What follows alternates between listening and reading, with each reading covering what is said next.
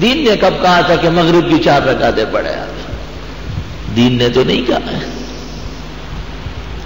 تو دین نے کب کہا ہے کہ آپ ربیع الاول کی کسی تاریخ کو روڈوں پہ کھڑے ہو جائے اور آ گیا وہ تاج والا اور 2-4 آدمی ادھر 2-4 وہاں اور ایک خاص قسم کی جو ہے نا دجال کے سپاہیوں کی پگڑی سر پہ رکھے اور لوگوں کو کہے جی میلاد شریف ہے، میلاد شریف ہے. میلاد شریف صرف آپ کے گھر میں ہے. اسلامی عمل دکھاؤ. اور اسلام بدعتیوں کی فیکٹری میں نہیں بنتا. اسلام وہ ہے جو محمد الرسول اللہ صلی اللہ علیہ وسلم لے کے آئے اور قیامت تک ان اعمال کا کوئی ثبوت پیش نہیں کر سکتا. بزرگان دین نے ہمیشہ اس پر ناراضگی ظاہر فرمائی ہے. میں نے گزشتہ جمعے کی تقریر میں یہ سب باتیں کہی ہیں.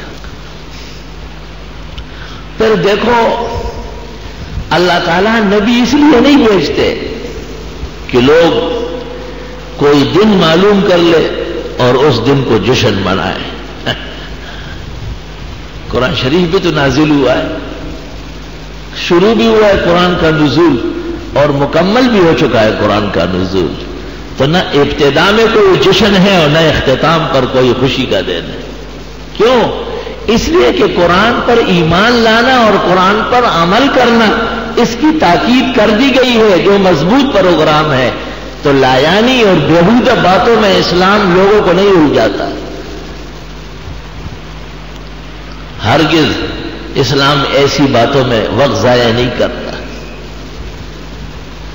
اہلیان حق اور اہلیان باطل کے درمیان یہ حد فاصل ہے کہ وہ من گھڑت پروگراموں کو دین سمجھتے ہیں اور اہل حق دین کی بنیادوں کے تحفظ کے ساتھ چلتے ہوئے اللہ کی رضا اور جناب رسول اللہ صلی اللہ علیہ وسلم کا اتباع اس کو دین سمجھتے ہیں.